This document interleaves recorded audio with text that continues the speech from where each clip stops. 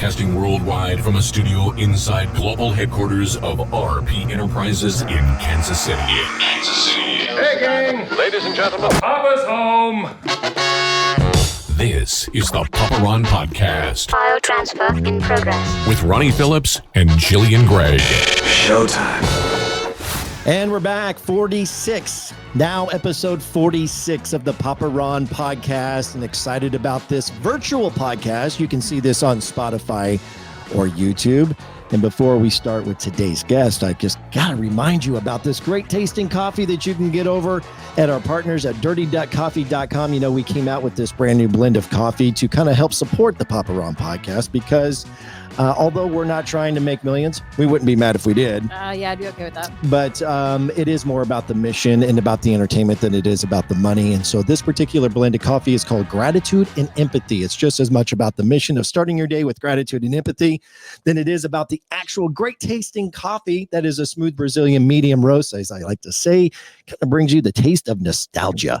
So check that out. Use promo code PAPA, that's P-A-P-A, on Gratitude and Empathy or any of their coffee blends or any of their merch that they have over at dirty.coffee.com.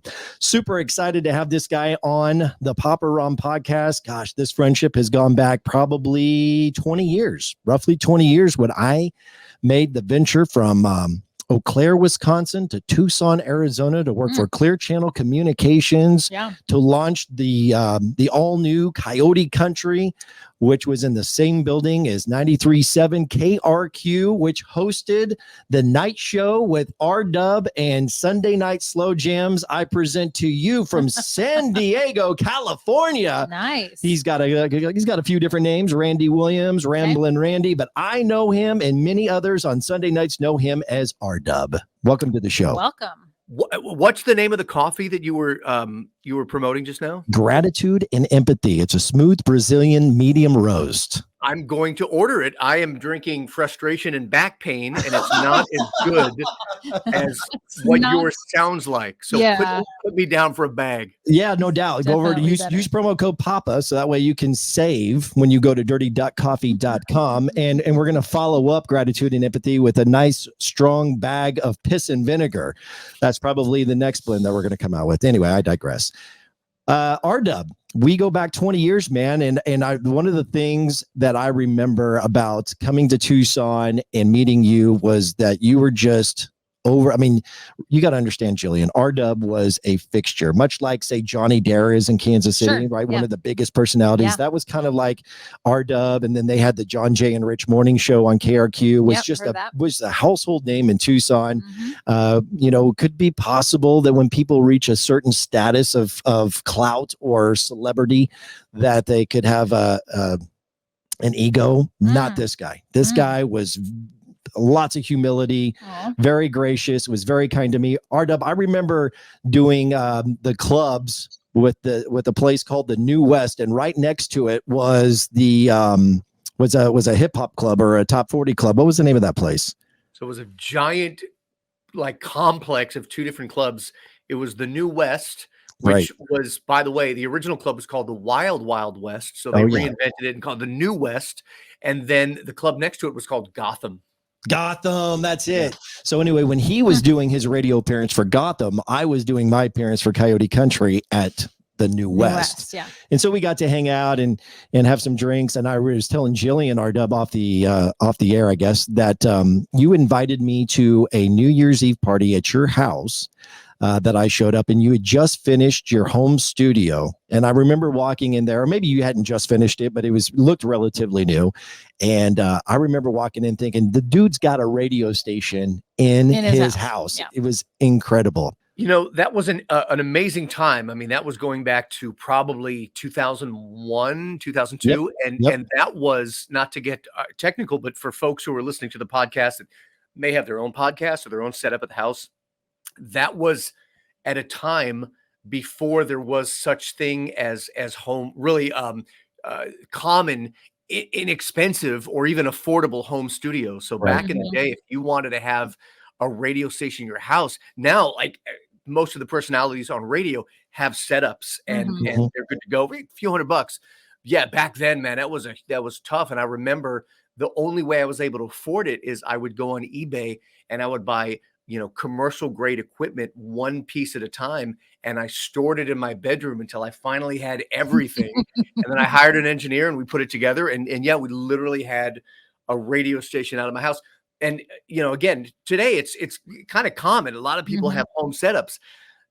Back then it wasn't. So it was an interesting, fun thing. And I know we're going all over the place very quickly, but let me just touch on that. The coolest thing ever was the very first time that I'm doing my show from my house in Tucson, and the phone rings and I pick up my request line, and it's a lady listening from Tulsa, Oklahoma. And I remember it just blew my mind. Yeah. Because it's like, wow, I was doing this without satellite dishes and without a big, ABC radio. This was just myself, just RW, Yeah.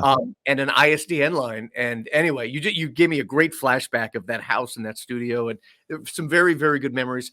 I'm going to go back to something you said earlier, because when I was putting together my home studio in my apartment, and after seeing what you did, you brought up eBay. And I remember you coming into the Coyote Country studio saying, I've got eBay figured out. Because back then it wasn't just like go to eBay and buy. You had to put a bid on it. And then there was a time on it. And so RW would say, okay, so you open up this browser and you start here, and then you open up a browser here. And when you get right to the last few seconds, then on this browser, you can go ahead and hit your price. So you can put in your price. Do you remember this? Do you remember doing that? 100. I remember figuring the system out 100%. Yeah. It's the technical term, if anyone is a pro at eBay, is called sniping. And it's basically you go in at the very, very last minute. Otherwise, if you bid on something that the auction ends in 5 days, you're just driving up the price. No doubt. You set an alarm, you wait for the very end, you put your max bid in one time, and then you usually get it. And so I learned that from RW, and was able to buy some equipment for my home studio. All right. So this is my fault for taking this thing in so many different directions, but I've been following you for years, obviously, since we become friends, and just seeing the height of your success. And there's so many things that we could start with and talking about. And, I'll just kind of put a teaser out there. RW is a person who has traveled the world. I remember RW telling me when I was living in Tucson in the early 2000s that it was his goal to visit every single country. Kind of laughed at it like, good luck with that, pal. And then recently has achieved that. So we're going to get into that. Now has a syndicated radio show with Sunday night slow jams. I know Jillian's got some questions about that, but you're on 200 radio stations across the world. Yeah. Wow. Wow. And that's not just in the US. They're doing slow jams in many other countries. Yeah, I think we're at about 230 stations. It's tough to keep track. Stations leave and come back in, but 17 countries, 225 stations.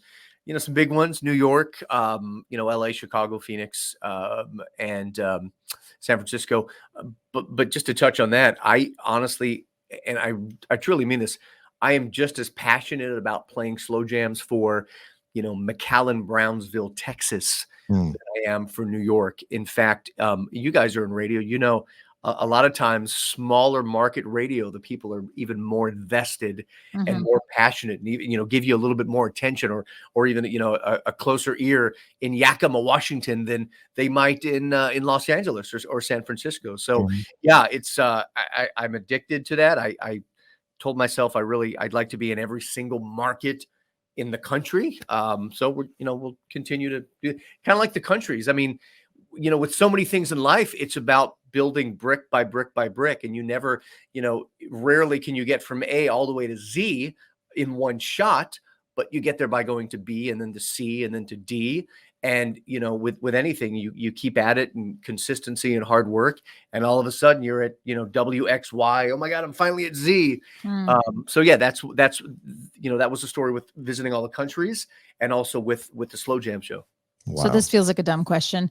Did the traveling help your show getting into some of these other countries? Did you go to, I don't even know, fill in the blank with a country that you're on the radio in? Did you go there and meet with radio people and go, hey, here's my show? Or is that even is that not how that happens? No, you nailed it. 100% that's happened. Yeah. And I wish I did that more. When I go on vacation, I really try to go on vacation and not do a lot of business. But yeah, no, absolutely. I've went into radio stations and met with the program director, and then it's cool because it's a very organic way to introduce your product. You know, you're just a silly radio guy from America visiting, and then you get along with these people and you have a rapport, and they say, what do you do? And like, well, I do a show that's on a bunch of stations. And then half the time they'll say, well, I'd love to, can we run the show? And then you're leaving with a contract. So yeah, that happens. It's been cool. So you're telling me the mindset then was to just go to the country to go on vacation. And then while you were there, it was like, I got a little bit of free time. Maybe I'll go visit radio station XYZ and introduce myself. Because I would think as this savvy entrepreneur you are, you would be premeditating this so that you can write this off. That's it. Bingo. You're absolutely right. And if I ever end up in jail, it will be because of crazy tax write-offs, because I do write my trips off. Let's start back to the beginning. You got into radio or had a passion for radio at the young teenage age of 14. Is that correct? About 12 or 13 years old. Yes. Okay. Yeah. And so it was just basically because of a passion for music and staying up and listening to the personality on the air that kind of inspired you to want to pursue this as a career? I'll try to be as brief as possible, but it's a very special story to me because it was the point that changed my life. I moved to a new city and state across the country, and I didn't know about slow jams or urban radio. I turned on my radio simply to find the pop radio station, and I could have. I moved from LA, so I'd listen to 102.7 Kiss FM in LA as a boy. 1989, Rick Dees, right? And so I turned on my radio in this new city, which happened to be in Orlando, Florida. And of course, there's no 102.7 out there. So I could move the dial to the people who grew up in the 90s remember the radio dial. It was literally a dial.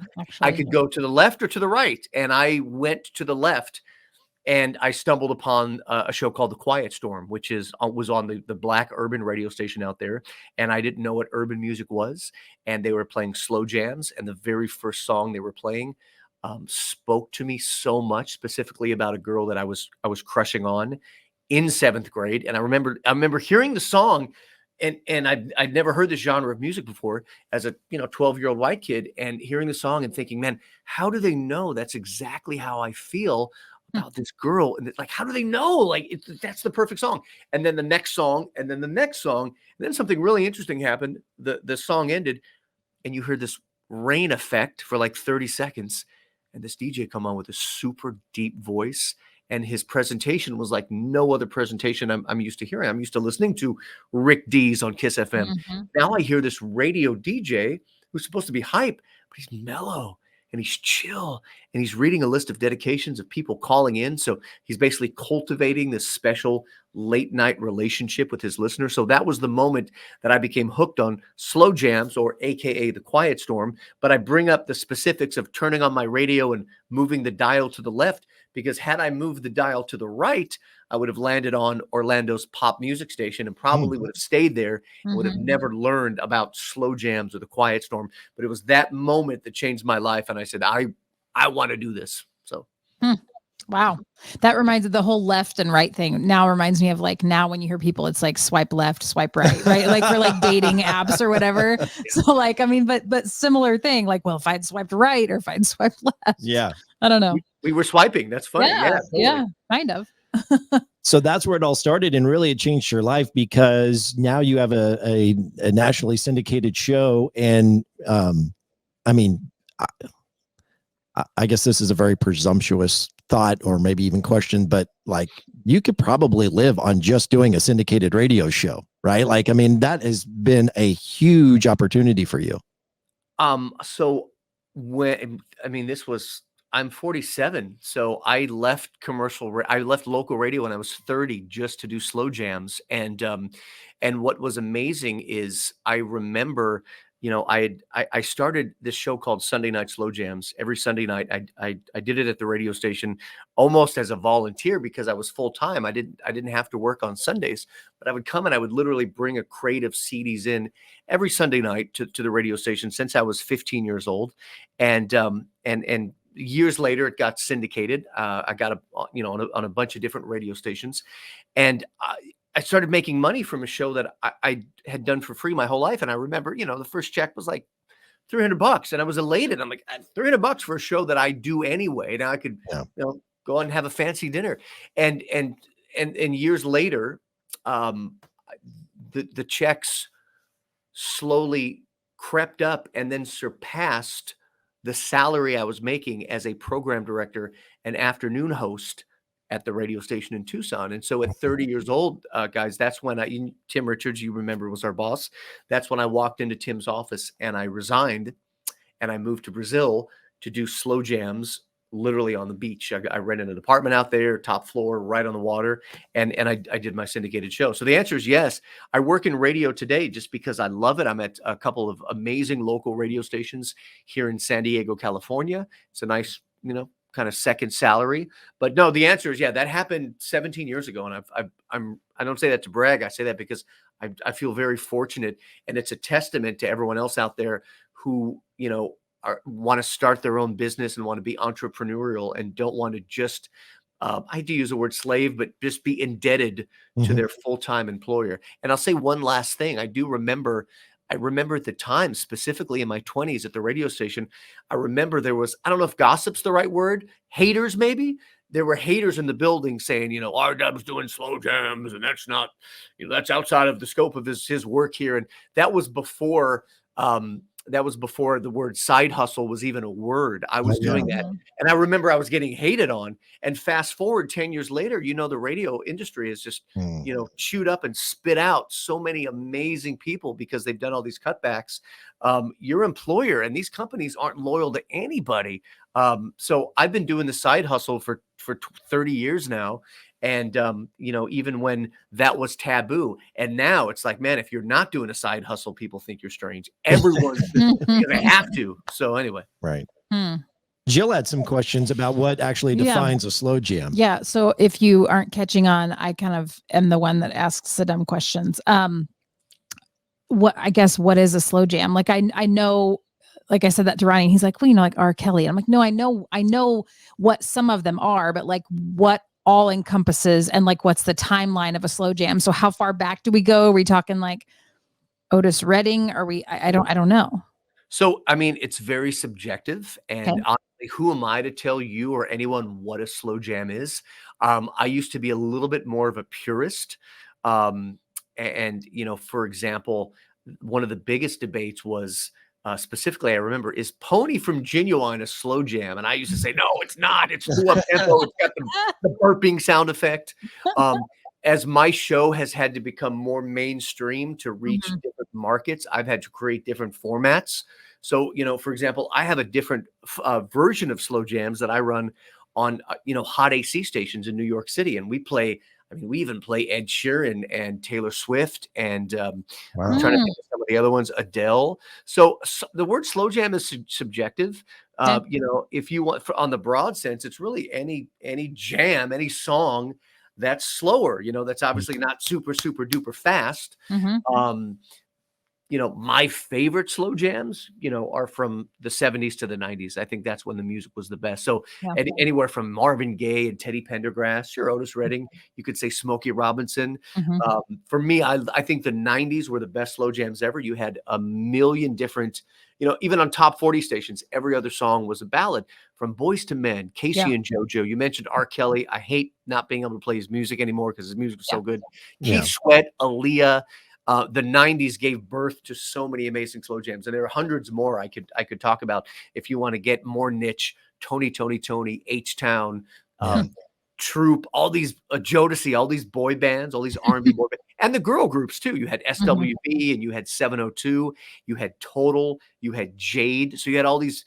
The 90s were amazing, and you didn't ask me this question, but I'll tell you, if I could tell you my personal favorite genre of music would be not genre, but year. It's very specific for me. 1987 to about 1991 or 92. Those for me was the masterpieces. Wow. And so then how does that translate? You said you play like a different compilation in New York City than you do somewhere else. So how does that translate then to other countries? So you mentioned like Brazil. Are you on in Brazil? So I'm not on, I would love to be on in Brazil. I'm not on in Brazil. Okay. But let's see, South America, a lot of the Caribbean, Lagos, Nigeria, believe it or not. Mm. And I was not signed up by a Nigerian prince. This is actually a real radio station that signed Right. me on. I didn't have to send them any money. But no, they picked the format. So we have a format where Wow.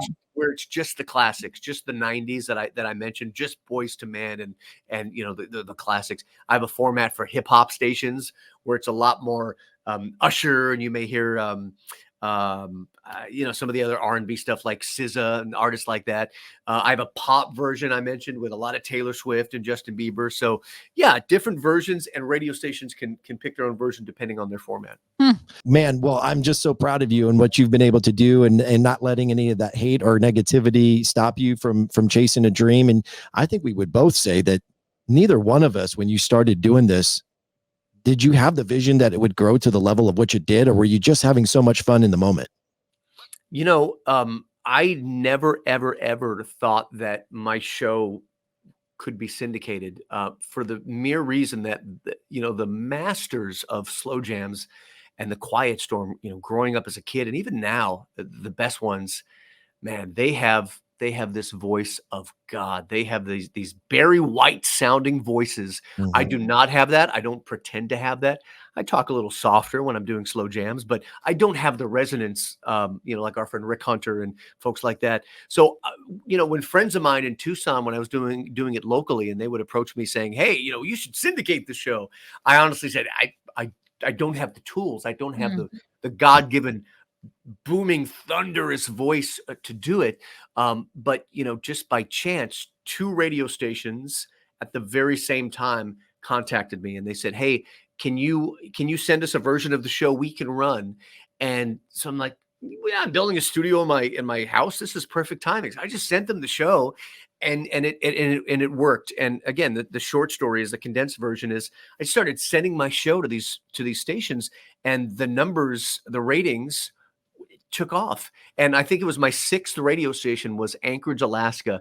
Wow. And I remember telling myself, man, if this works in Alaska, if this Tucson, Arizona show works in Alaska, I think it can work anywhere. And Alaska was one of our biggest success stories. And so again, I just applied the method of just building it brick by brick by brick, and here's the deal with really anything in life, especially sales or affiliates.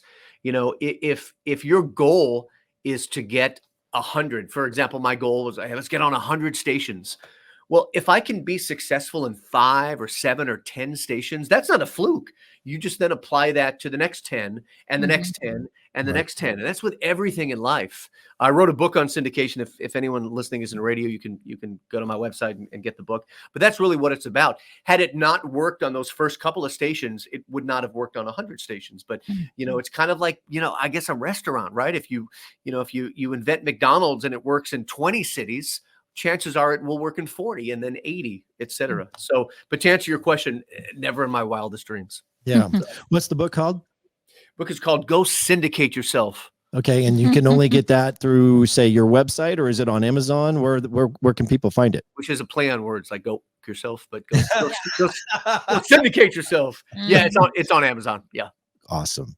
So this is probably in the book, but I'm curious because I know that you're probably not real familiar with the Papa Ron podcast, but we talk to all different walks of life. There's a strong focus on mental health and bringing people in who kind of play in that space, but there's also the personal development side and the entrepreneurial side, because those are all things that are fascinating to me. So I'm curious as to how you turn, and you can give me the 30,000 foot view of this, but how you turn a syndicated show to profit. Are you selling the show to the radio stations, or are you making the money on the advertising that you have on inside the show, or is it both? What kind of give us a vision of what that looks like? Yeah, there are different models, and as a radio station program director, I also carry syndicated shows. So I'm on both sides of the spectrum. The biggest, the most common model, the model I'm at is, I give the radio stations the show for free, and then they run the advertisement the ads that I place inside the show. And the more radio stations we have, the more audience we have, the more money we can charge. So we can go to Geico or Coca-Cola and say, hey, we can get you on, we can, give you 4 million listeners. You need to pay us this much for a commercial. So, Gotcha. And so with the direction that linear broadcast is going, be it TV or radio, and you said it yourself, it's kind of getting chewed up and spit out. And so how is Slow Jams in this project that you have, how are you combating the linear versus the digital, or how are you playing into the digital space? Because what I've learned in with my TV show, being in the linear space, that you got to be good at the linear, but you can't disregard the digital. You got to play good. You got to be good at both. You got to be good at all of it. The great news for me is it doesn't require me to do much work at all, because, and I hear from listeners who call in, if they're in their house, they are listening on the radio station's app. So, I'm on 230 radio stations. Probably 99% of them stream online or stream the app. So listeners find the show. And it's also, it's with my show and with other successful shows, it's an appointment. There's a reason to listen. It's a destination. It's a specific niche show that serves a certain music for a certain kind of people and does a certain service. And so the good news is, a lot of that work is done for me, and all these radio stations stream, so it's not hard to find the show on the new mediums. We talked a lot about Slow Jams. I could keep going and on because we're radio junkies and I find it fascinating. But let's move into the next thing. Then it's this mission that you had at a very young age to travel to every single country in the world. Here we go. And now the set is being moved. Magic. I love it. That is incredible. If you're not watching on Spotify or YouTube, you have no idea what we're talking about. But the backdrop to our dub has changed to the worldwide map. Where did this start? Where did this passion to want to visit every country? I traveled to Brazil when I was 26 solo by myself, because my best friend kept canceling. And I finally said, I'm not getting any older. Let me go by myself. I was scared to death. I said, man, is going to Brazil by yourself, which was really the first country I ever visited outside of Mexico, is this going to be like going to Disneyland by yourself? Am I going to hate this?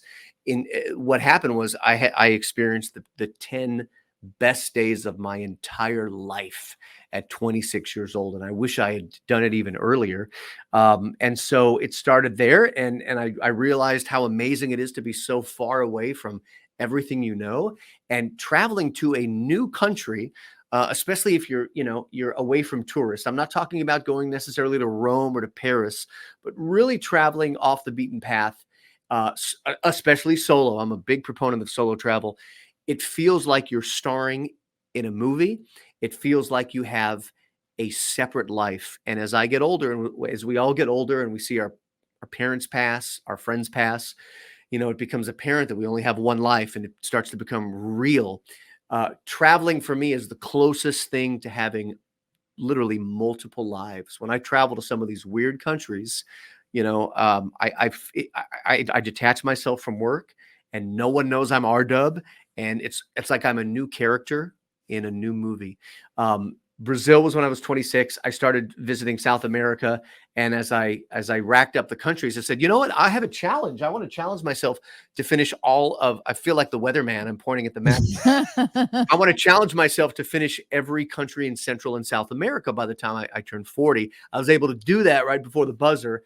And in doing that, I found some very bizarre countries in South America, specifically, including a country in South America whose official language is Dutch, and they don't speak Spanish at all. And so the bizarre really intrigued me. And then from there, I'm like, I'm going to go see the whole world.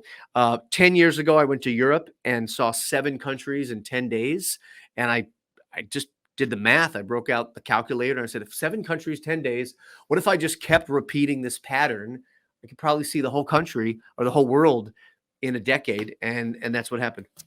That leads me to my next question. Crazy. Like, how much money are you saving now that you don't have to travel to this country or that country to get another notch in the... So I'm still traveling just as much. I've negotiated a ton of vacation time from work, but what I'm not doing is I'm not having to do, I think there was one trip where I counted 19 flights in a 3-week period because I was going. Now what's nice is I can go to a country and stay. And so I'm saying the answer is I'm saving a lot of money.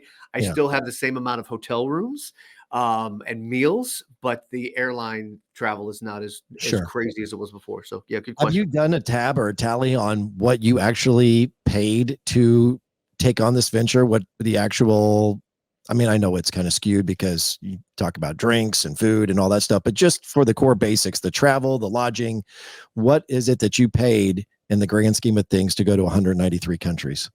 I cannot tell you because I honestly don't remember. I'd have to look at tax records. What I can tell you is that I fly the most expensive tickets are the overseas tickets, right? From here to here. There we go. And I use those using credit card points. So I every stick of gum that I've bought, every sandwich since I was in my early 20s, I use on a credit card that gives you miles. I also sign up for the credit cards that give you these enormous bonuses. Sure. And so the most expensive flights, the international ones, I almost always get for free. So that's a huge benefit there.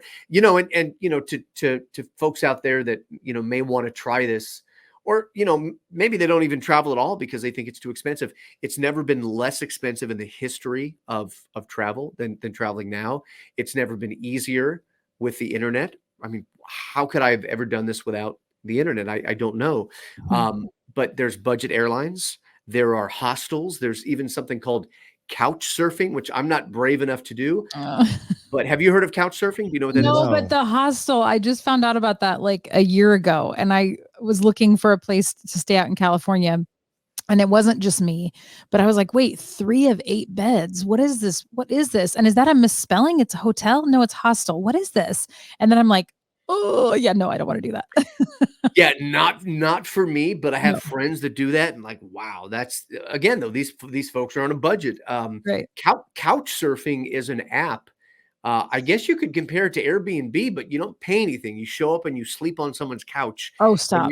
You're part. Yeah, no, you're part of a community, and in return, I think you're supposed to maybe give up your couch as well, and maybe you bring them a bottle of wine. I'm not sure because I've never done this, but couch surfing is a thing. It's a very hippie thing, but it's a thing. But my point is, though, if you want to see the whole world, you like anything. If you want it bad enough, it's absolutely attainable.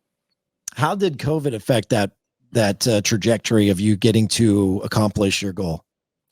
That's an amazing question. And, I must preface it by saying, having a little self-awareness of, so many people died and lost their jobs during the pandemic. Who am I to cry boo-hoo because I couldn't travel? But that being said, it broke my heart. I'm on this trajectory to finish every country in the world.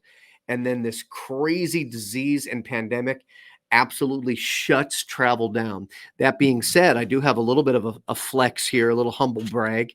Of course, I had to cancel, like I had 4 or 5 trips in the hopper that I had to cancel, and it was and a million flights. And so that was a big pain in the butt. But I was glued to the news, and I was waiting.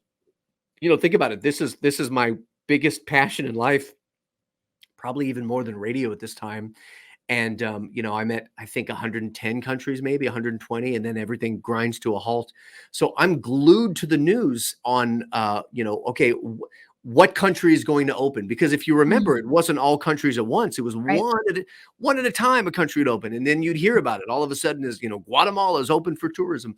So I saw in the news that Hungary or the EU was going to be open for tourism in July. So I jump online and I buy a ticket, and I'm so excited. This is 2020, by the way, Yeah, July 2020. Yeah. Which is so. And after I buy the ticket, a friend of mine who is in Europe, I tell him, "Hey, I'm coming over," and he basically writes back and sternly corrects me, and he's like, "No, dude.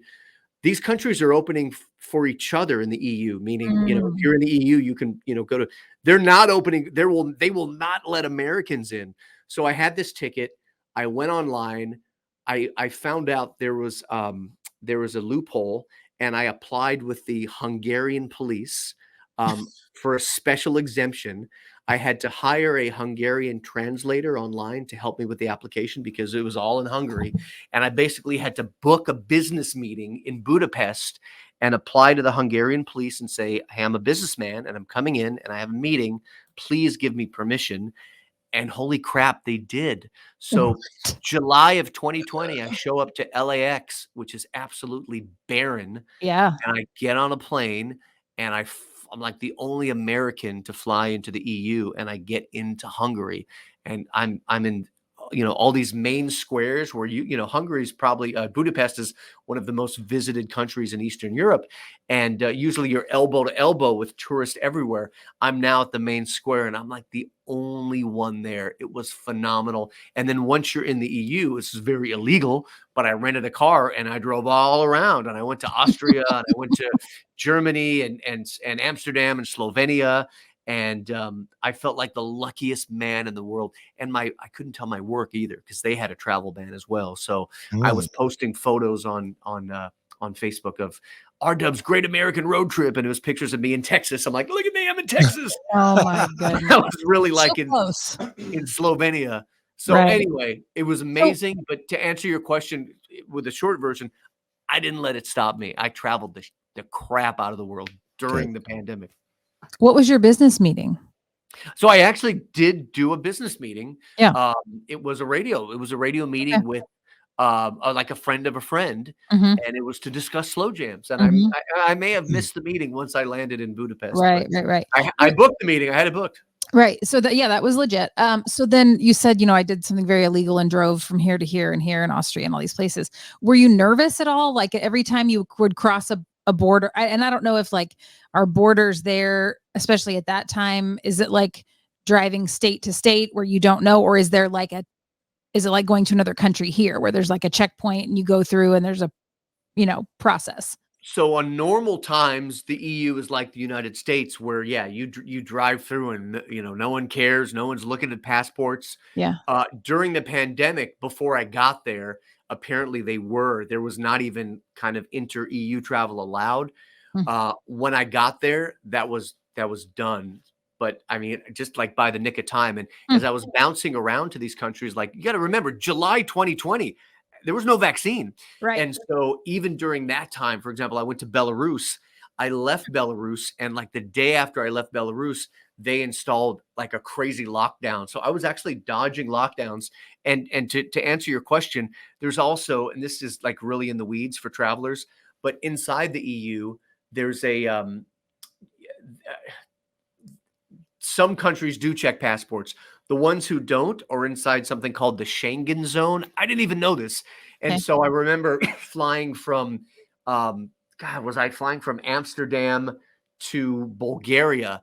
And apparently I left the Schengen zone because I'm walking to my gate and they stamped me out. And I'm like, oh crap. And I arrived in Bulgaria and they did not let me in. They sent me right back. Oh no. And I couldn't go back to where I came from, Amsterdam, because that was the EU. So I had to go somewhere completely different. So that's a great question.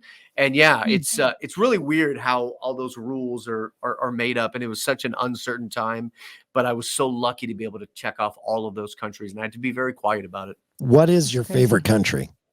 Well, Brazil, I think I could probably guess that, right? I mean, going to Brazil is maybe one of your top 3 countries. Brazil has to be number 1 because it's the only place I moved to, and I quit my job and I actually lived. But my top 3 are Brazil, Philippines, and Turkmenistan. And why? Why is that? Philippines for me has the friendliest people. They have a love for Americans. And you feel like, and sure, this plays into ego, but you feel like a celebrity. You feel like they love Americans so much in the Philippines, and they're just so friendly and and it's genuine, and the smiles and the warmth of the Philippines. So Philippines for the people. And then number 3, Turkmenistan is a country that reminds me of North Korea. It's very controlled. It's very locked down. There's a dictator. It's very weird. It's very bizarre. And it's bizarre because, for example, the capital, which is very big, right? The capital, you can only drive a car if it's white, silver, or gold. That's just one of the many weird things about Turkmenistan. All the buildings are white marble buildings. There's a lot of interesting idiosyncrasies about Turkmenistan. So it's a very mysterious country. It's hard to get into. They don't approve a lot of visas. And it's very under the radar as far as the press goes. There's been a lot of documentaries on North Korea, for example, not a lot on Turkmenistan. So I found Turkmenistan fascinating for so many reasons. But they have some of the most beautiful people there and the culture there. And finally, I'll tell you about Turkmenistan. My one takeaway is Turkmenistan is it's modern in some ways as far as technology and infrastructure, but the values, it feels like you're in the 1920s where, the ladies still all wear dresses and the fellas all dress up and wear nice button-up shirts. And you don't see a lot of tattoos. You don't see any beards or purple hair there. Not making fun of anyone here in America, but my point is it's a throwback. It feels like you're somewhere in your grandparents' times. Yeah. And so I love it. Yeah. Turkmenistan's, I'm booked to go back in September if they grant my visa. So dumb question time. Where is that? Turkmenistan is in Central Asia. So it's surrounded by Iran, I believe Afghanistan, Uzbekistan. Yeah, it was correct. Kazakhstan. Yeah. So it's right in the middle there. All the stands. Yeah. So I naturally then have to go the other direction. And what were some of your not so favorite? And did you have any hairy, scary situations being in, say, any communist countries? So I'll give you my least favorite first. By the way, Italy is not a least favorite of mine, but I was having a conversation last night with a friend who texted me and says, "Hey, I'm going to Italy. Do you have tips?" And I'm going to get a lot of hate for this. But I told him, I go, man, I don't really love Italy. And I can't even tell you why. I don't dislike it. I think it was built up so much for me by people, including my mother, who, I love Italy. And I went and I didn't get the vibe. When this sounds very pretentious, but I think everyone feels this way, whatever they do in life. When I land in a country and I just start walking around the capital just to get lost, I get a vibe, and I either get a great vibe, a bad vibe, or kind of an, in the middle vibe. I just never got a great vibe from Italy. I just never I love this place. Okay. I don't know why. I like it, and I would certainly return, but I don't love Italy. But I like Italy. I really do, but I don't love it. My least favorite country is this one right here, Cameroon. It's in Western Africa. I just got a really horrible vibe there. People were in a bad mood. They weren't smiling. This guy yelled at me for taking a picture in the street. And in fact, I blogged about Cameroon. And then one of the local digital newspapers in Cameroon, I guess, didn't like me because I blogged that I didn't like Cameroon. They wrote a fictitious article about me and that wrote some story that I had slept with some girl who drugged me and stole my wallet. And I'm like, totally made up, by the way, completely made up. Wow. And I'm reading this, I'm like, where'd you get that from? Cameroon, just bad vibes. But who knows? Maybe I'll give it another chance. You cannot judge a country on your one day. Also, believe it or not, as amazingly sexy as Nepal sounds, Nepal was one of the countries that I left early. There's been only 2 or 3 countries that I've actually left early and said, get me out of here. Nepal was one of those countries. I landed in Kathmandu, which is the capital of Nepal. And after literally one walk around the block, I'm like, I don't like it here. And not only did I leave Kathmandu the next morning, I had like 3 or 4 days there. I went to Yemen instead, which wasn't on my itinerary. So if that tells you a lot about Kathmandu, get me out of here. Get me to Yemen. and I actually loved Yemen. A scary time in my life was crossing the border between Rwanda and Burundi. And again, for the sake of time, the short story is the border crossing wasn't one that was used much. And apparently I didn't study. And those two countries have a history of they're very volatile against each other, very volatile relationship. So all of a sudden I'm at a border crossing and like I'm like the only one there. And if you've ever crossed the border, you realize that's where all the commerce is and the music and the people and the vendors. and families. Like, borders are usually really busy. So I got to this border. I'm like, man, no one's here. That's because no one crosses the border here, dummy. And as soon as I crossed, I was surrounded by the police and soldiers, and they basically stuck to me like glue the entire time. The second deputy in charge decided to get in the car with me and drive to the village and accompany me the whole way and charge me a fee every time I stopped to look at something. It was really weird. And that night I ended up buying him and all his comrades beers at the bar. And I didn't even mind all that. I just the unsettling vibes. I was afraid that they were going to bust down my door at 2 a.m. and take me to jail, put some false charge on me, and try to, extort, I don't know, $30,000 from my family to release me, from jail, etc. So that's a whole other podcast there, but it was very unsettling, and there were a lot of unsettling moments. And I was basically many times looked at as a spy, like CIA, especially because of the haircut. They're like, you work for the police, you work for the CIA. I'm like, no, I'm just a tourist. And Burundi was, it was very scary. And then other time, I don't know if it was scary, but I was detained trying to leave a country. So if you've ever watched Locked Up Abroad, have you guys ever watched that show? No. Or you need to watch it. Okay. It's like 40-minute stories. It's called Locked Up Abroad. It's 40-minute, very well done stories of why people get locked up abroad. Most of the time it's because they're doing stupid stuff and they've got drugs shoved up their keister. In my case, they thought I was a journalist, and journalists weren't allowed in the country. Okay. And I was in a Pacific Island nations. I was in the Pacific, which is, that's like flip-flops and chickens. So I wasn't worried. There's a lot of places you don't want to get locked up in, like, Russia or Nicaragua. This is an island country, so whatever. But anyway, I was detained, and they took me downstairs, little chair, little dark room, went through my phone, asked what I was doing. So it was like a textbook detainment right out of the movies. And so there was that. I'm thinking about you going to these countries, and you were adamant about doing it alone. I'm trying to think about having the mental fortitude to know that I'm going into a particular country where I could be subjecting myself to this kind of turmoil. You had to have spent some time educating yourself on these different places that you were going. How much time did it take to actually do that, to know what you're potentially getting yourself into, and then how to respond if these certain particular detained situations presented themselves? So the craziest places, especially in the very beginning, I always made sure I had a guide. So I would love to sound like some heroic, adventurer, but I think Haiti may have been the first place I went to that I was a little scared, because I just heard things about it, so I got a guide. I got a guide in Haiti. Libya was probably the first holy crap, what are you doing country that my family was like, what are you going to Libya for? In Libya, I had a guide. In North Korea, I had a guide. In fact, in North Korea, you have to have a guide. And also in Syria and Iraq, I had a guide. And finally, in Somalia and Venezuela, I had a guide. So I think that's about 8 or 9 countries. And half of those countries, or a quarter of them, I would probably return without a guide. But the rest, I'd still have a guide. So the answer to your question is, in the crazier countries where there's more turmoil, or for example, there's civil wars happening, I had a guide. How do you find a guide, and what does a guide run? So it varies. It varies so much.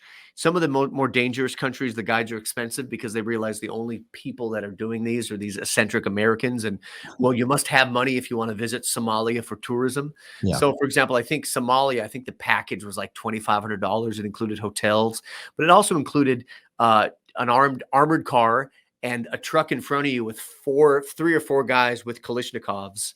And that was wild because you actually feel like you're like a president or something, because you'll go to the main square, and I actually felt bad because I'm like, dude, I don't want to interrupt people's day at the park, and the guards will come and make all the locals scatter so you can have a selfie in front of the monument. I actually felt a little crappy doing that, because I'm like, who am I? Like, who am I to interrupt your day at the park? But that's just the way, that was safety precautions, Sure.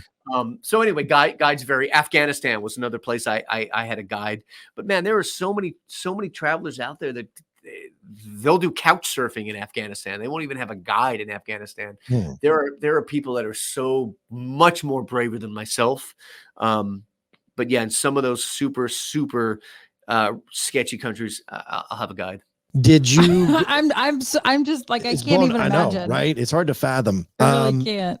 Here's so my question was going to be, was North Korea as bad as it seems with the way the news portrays it to us here in the States? Which leads me to actually a bigger overview of the question is, was there any country, say like North Korea, where maybe it wasn't as bad or it exceeded your expectations in a good way? Absolutely. And that's a great question. You know, if we only had 30 seconds to go on this podcast, if it was the quickest podcast ever, 30 seconds with RW, and you would say, hey, what did you learn? I would say that the world is not as dangerous as the media makes you believe, with the exception of, by the way, with the exception of Somalia. Somalia is a failed state, and it's the wild, wild west over there. Unfortunately, Somalia, if you don't look like a local, if you are my skin color, or anyway, if you don't look like you're from Somalia, you are a absolute target.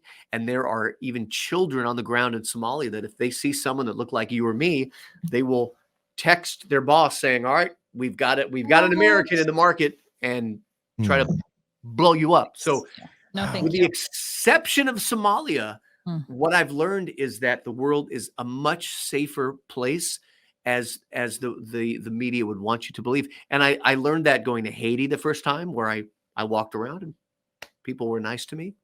I also learned that in Libya. You know, I was in Libya, and I was literally, I lost sleep. I was scared to death. But my first day in Libya, I'm in the main square, and there are couples holding hands, and children riding tricycles, and a man selling balloons and popcorn. And this is a country that's in a so-called civil war. I have friends that have visited Ukraine over the past couple of years. You know, one of the things you should know, that even in places where war is breaking out, it's usually not the whole country. So I'm not telling you should go to countries that are, you know, in having war, but the fact is that I could probably go to Kiev today and have a great time. And you know, again, not for the average traveler, but yeah, places are safe. And even, for example, Baghdad, now you can go to Baghdad, Iraq, without a guide, by yourself, and be fine. And I will touch on North Korea. North Korea is this sounds crazy. North Korea is the safest place for a tourist in the world. And you say, well, how can that be? Well, North Korea is one of the only countries where you are looked after 24 hours a day. You are not you are not left out of sight by your tourism guide, which is also a government worker. So no one will mug you, will pickpocket you, will scam you, will stab you or rape you when you're in North Korea. It just won't happen. Now, you got to follow the rules. Don't do dumb things. Right. You know, act like you're in church, or act like you're a visitor in someone's house. But North Korea, you are so protected and so sheltered, versus going to Paris, where, you know, there's muggings and stabbings all the time. It happens here in the U.S. Yeah. So some of the most dangerous places are some of the most places with the most freedom, like the U.S., like Paris or London. Does that make sense? Yeah, for sure. So when you were in North Korea, did you feel like that you were treated as, say, a celebrity, or even got better privilege as opposed to the people who were locals there? You talked about I can't remember which country, you've touched on a lot of different countries here, but which one that you were in an armored car, and you know, if you went to a park or something, then the guides would have those people be removed. Yeah. So did you get preferential treatment then in places like North Korea, where you were you know, getting better food, better, you know, get clean water, things like that?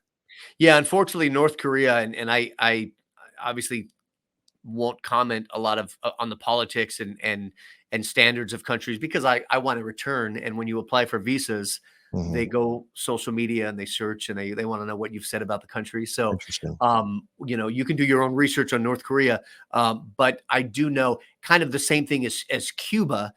I'll say that because Cuba's a little more liberal about letting you in. I'll compare North Korea to Cuba. When I went to Cuba, um, y- unless you're not self-aware at all, you realize that tourists are living the good life. Yeah, we stay in the good hotels, we get the good food. If you're living in Cuba, you're probably living in poverty. You're living in really dire straits. So I think you should definitely be aware when you go to some of these countries that the life you live as a tourist is not necessarily what the people are living. North Korea, I was scared leading up to it. I booked the trip 8 months out, and I knew no one who had ever went to North Korea, and all my friends were begging me not to go. And 4 months before I left, an American got held and detained in North Korea and sentenced to like 10 years hard labor. I had found out that he was actually part of the tour company that I was going with. So there were all these signs like, dude, don't go. But I went and I loved it. And I really, really want to go back. Okay. So if I were let's just hypothetical situation. You said you loved the Philippines, right? That was one of your top 3. Is that right? Yeah. Oh, yeah. So if I'm going to book a trip to the Philippines, okay, do you recommend like going directly through an airline or using one of the sites like, I don't even know, I haven't looked up things in a long time, like Kayak or Hopper or one of those, like, because you talked about using miles, like credit card points and miles and things like that. But what would you recommend on that? I have some very, very look, I'm pretty open-minded about a lot of things, but I do have black and white rules. That's a great tip, right? We could do a separate podcast just on all the travel tips. I'm sure. In fact, Yeah. I'm going to give you that idea. We should do that where it's just people want to do it. Just give them tips on the whole thing. Well, for real. Part 2 with R-Dub.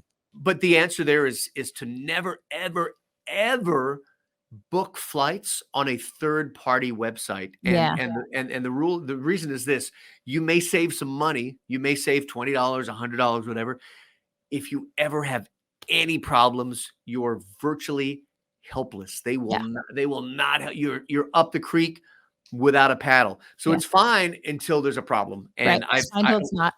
It only takes one time. And so I've resigned myself to never, ever, ever, never book on Travelocity or Kayak for flights. Always go direct with the airline. Yeah. And best airline for international travel. Wow. Qatar Airways is nice. They have something called the Q Suite, which is wonderful. I've never flown international on Emirates, which I'd like to, but Asiana is also very, very luxurious. The American Airlines international are like my least favorite. Yeah. Some of those Asian carriers like Asiana, Qatar Airways, very, very, very nice. All right. So in closing, there's a few things that I wanted to touch on. Jillian might have a quick question or two. Hold on. Are we recording? I thought this was just the before we start the podcast. This is the actual the podcast. Yeah, this is the before part 2 when you give us all these great travel tips. Travel tips, yeah. All right. So I want to talk about Slow Jamistan. I want to talk about Kelly Clarkson, and I want to talk about Shark Tank. So which of those 3, you obviously you've been on Kelly Clarkson's show, you've been on Shark Tank. I absolutely, as an aspiring entrepreneur, love that show. I could just watch it for hours and hours and hours. Yeah. I was so proud of you when I saw you on there. And then just give us the whole story about what the hell is Slow Jamistan? So Shark Tank was one of the best days of my life. I mean, I have in my head, I have like 3 or 4 days that will go down forever in history as like the best days of my life. And I didn't go on Shark Tank to get a deal. I went on Shark Tank to get on the show. I just wanted to get on the show. And my one goal to be on Shark Tank, you can find it on YouTube, I think. Search Brian McKnight, the singer. I brought Brian McKnight on with me. But my only goal was to get on Shark Tank and then not be made a fool of. I just wanted to not be made fun of, because then none of my friends would let me would ever forget that. They would never let me forget that. They were nice to me on Shark Tank, and I didn't get a deal, but I had the time of my life. And imagine being a guest star on your favorite show of all time. Shark Tank is one of my favorite shows. So just being there was like, it was so cool. Yeah. Did you get to spend time with any of the sharks outside of just that time you're in front of them? No, and I wish I did. And I wish I would have. My one regret is I wish I would have asked for a selfie with them. I just didn't. I didn't want to be that guy. I did see Damon. Was Damon John? Is that his name? I did see Damon years later at a club and talk to him and stuff. So that's cool. I love those guys, and I thank them for not making a fool of me. because they'll do that to people, as you know. Kelly Clarkson was fun, and I was on Judge Mathis like 30 years, 25 years ago. I forgot about that. Yeah. Suing someone, and I won. And then, we'll close with Slow Jamistan, and I will tell you that the Sultan and R-Dub are never in the same room together. But without talking about, bring your microphone back to you closer if you can. There you go. Without talking about Slow Jamistan, this is the world's newest country, and all of your listeners should Google Slow Jamistan, and they will go down the rabbit hole. We have our own currency. We have our own passports. Wow. We have our own laws. Crocs are strictly forbidden in Slow Jamistan. What else? So when I just type it in, just in the Google search bar, and I think I spelled it right. Let me see. Yep, spelled it right. Republic of Slow Jamistan, Sultan City, California. So you can read all about it. We've been on CNN. We've been on some fun TV shows. But yeah, Slow Jamistan is the world's newest country, 11 acres. It's surrounded by America. It's in the California desert. And it is my country. We have 17,000 citizens. We have a great national anthem. We have some fun laws. The Sultan is a very strict but loving dictator, and it's a great place to be in. And you can apply for citizenship. It's absolutely free. Wait, what is I do have to know what the national anthem of Slow Jamistan is. Yeah, can you sing it for us? I will not sing it for you. Come on. Republic. But I'll tell you, a lot of people think it sounds like some guy named Elton John, which I don't know who this up and comer named Elton John is, but a lot of people say it sounds like Rocket Man from Elton John. So if you know that cadence and that melody, it's called Slow Jamistan, and it's a great song. So Slow Jamistan is inside the borders of the United States, but is not a part of the United States. We are not. Nope. Completely separate. We declared independence December 1st, 2021, and notified the White House and the UN. And we have, like I said, we have our borders. We have a border patrol and a checkpoint. And do they work for free, or are they paid government employees? Oh, they're paid. They are paid in doubles, which is my money that I just showed you. That's incredible. Yeah, and so I've just got to ask, because I know we're closing and maybe hopefully it's not too long of an answer, but where did that vision come from to do this? Like this, that's really kind of way out there, dude. So believe it or not, there's like 200 of these things all around the country. Really? They're called micronations, and they're a real thing. And one of the most famous ones is in outside of Reno, Nevada, and it's called Molossia. And it is probably one of the most well-known in the world. And I visited Molossia a few years ago in between my international trips. I was getting antsy. I didn't have a trip planned for a few months. So I booked a ticket on Southwest Airlines to Reno and rented a car and went to Molossia. And I met the dictator and the president. And I said, man, this is cool. I want to do my own country. And I didn't honestly even think of doing it at the time, but I did joke. And I said, we'll call it Slow Jamistan. And then unfortunately, it's a double-edged sword, man. Once I get an idea in my head, it's like a runaway train, man. Good or bad, it's going to happen. And so far, this has been the worst financial decision of my life. But I was going to ask you, like, if you do that, because like we have a few acres, and like if we just declare ourselves an independent country, like then are you like tax exempt and all that? I mean, I wish, obviously, you got to. Well, let me tell you this: I sent the county my tax check. But on the memo line, I wrote, "This is not for taxes. This is foreign aid. Don't spend it all in one place." And they wrote me back. They're like, "We can't accept gifts. It's definitely taxes." And I wrote back, "Nope, it's a gift." Oh my goodness! So it's a lot of fun, but no, man, Slow Jamistan is in reality, it's been the most fun creative outlet I've probably ever done. That's so cool. And actually matches my passion for radio. It's super fun because you can do whatever you want. Yeah. And as I mentioned, 17,000 citizens, a national anthem, passports, money. We go to conventions. We do appearances on television shows. It's been a lot of fun.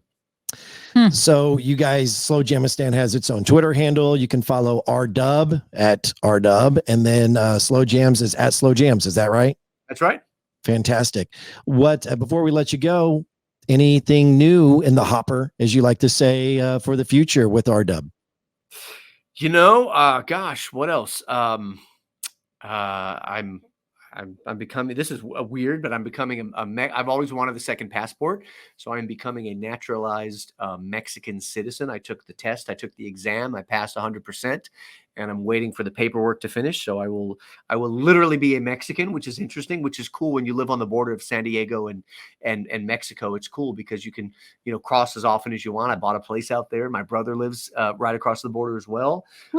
I am just having fun. I love to be on the podcast. It's phenomenal to meet, to talk to you both. Ronnie, of course, we've been friends for decades. Yeah. But I appreciate the podcast. Appreciate you guys having me on. I hope anyone listens to this, doesn't think I'm a complete crackpot. I'm just a guy having fun. And I'd love for you to follow along on the social medias and be a part of Slow Jamistan. And Jillian and Ronnie, I do expect you to apply for citizenship today. And you'll be approved. I'll green light you. I promise. We'll do that. We'll do that. I will say this in closing, and I told Jill this off the air. Rick Hunter, you referenced him earlier as a friend of ours, mutual friend. He is the imaging voice of the Papa Ron podcast, and all of the imaging production was done by our late friend who recently passed, Rich Donovan. And so I can't do a podcast with R-Dub and give some sort of shout out or tribute to Rick Hunter and our late friend Rich Donovan. May he rest in peace. So R-Dub, I love you, dude. Thank you for taking some time out of your day there at the radio station to visit with us. And man, let's look at all those patches. Look at all those patches. I wore it for you today. So. I appreciate that, dude. We're going to do this a part 2, and we're going to do some travel tips somewhere down the road. I love you, man. Thank you so much. Thanks, guys. Appreciate it. Have a great week. Thanks for listening. All right. Thank you, buddy. That's R-Dub, Randy Williams, Ramblin Randy in episode 46 of the Papa Ron podcast. And don't forget, check out this great blend of coffee, gratitude and empathy. It supports what we're trying to do here with the Papa Ron podcast. It's a smooth Brazilian medium roast. Use promo code PAPA to buy this or any of the coffee blends or the merchandise over at dirtyduckcoffee.com. For R-Dub, for Jillian Gregg, I'm Ronnie Phillips. That's episode 46 of the Papa Ron podcast. You've been listening to the Papa Ron podcast. If you enjoy this podcast, hit subscribe now on the podcast platform.